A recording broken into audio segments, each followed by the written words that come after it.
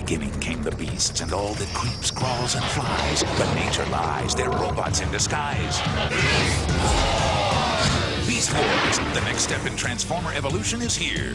300 years after the final battle between the Autobots and Decepticons, a new conflict between their distant descendants is born. I'm your host, Lioconvoy, and I invite you to join me as we start to delve into the world of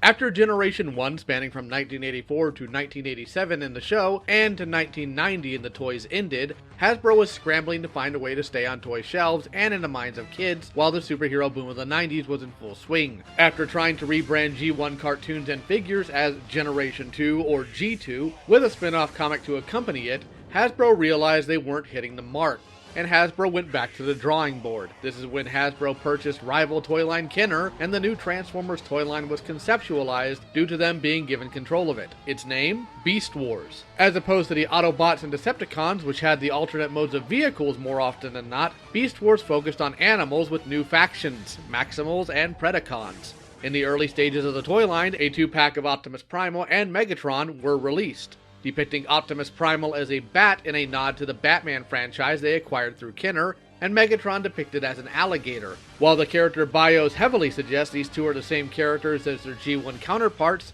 the series proper went in a completely different direction, making it clear these were their own unique characters. But the in-universe lore on that will be for another video. Wanting a show to accompany their new toy line, Hasbro reached out to Mainframe Entertainment, the Canadian company that was producing Reboot at the time, to create this show. Going the way of 3D animation as opposed to 2D, Mainframe used software they pioneered to bring these characters and their stories to life.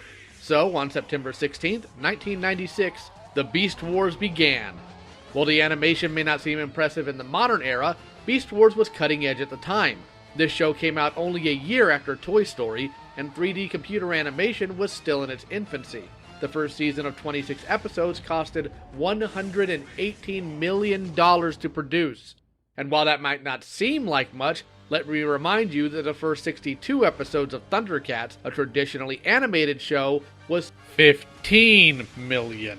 For a show that's brand new and a new take and continuation of the original show, that's a high-risk move on Hasbro's part. The cost of the show made it to where only a limited amount of characters could be used. This was to keep costs down, but also work to develop the characters more, having to flesh them out as opposed to creating new ones every other episode or so to keep the plot going. The people brought on to be story editors for the show were Bob Ford and Larry DiTillio. While both had impressive past work such as the original Filmation He-Man and She-Ra, as well as the real Ghostbusters, you may find it surprising to know that neither of them had worked on Transformers before this point. So, when needing to know something about the original show, or answering questions about the new show at large, they'd both hit up the Usenet mailing group Alt Toys Transformers. Fan feedback was essential to them to make the stories work. They even credited the fan that runs the now well-known BWTF.com, Benson Yee, for his direct contributions and knowledge of G1 lore. The writing holds up very well, even though Bob flatly says, and lo and behold, that's exactly what we ended up doing, and it tied into a huge story arc that made it look like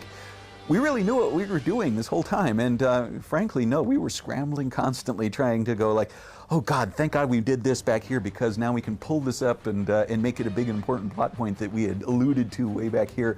Lasting 52 episodes spanning 3 seasons and leading into a secondary series spanning 26 episodes and 2 seasons, Beast Wars is still remembered fondly now 25 years later as one of, if not the best, Transformer series of all time. Next time, we'll delve into the internal lore of the show and go from there. I hope you enjoyed this video and that it's given you an interest in checking out this series if you never have before.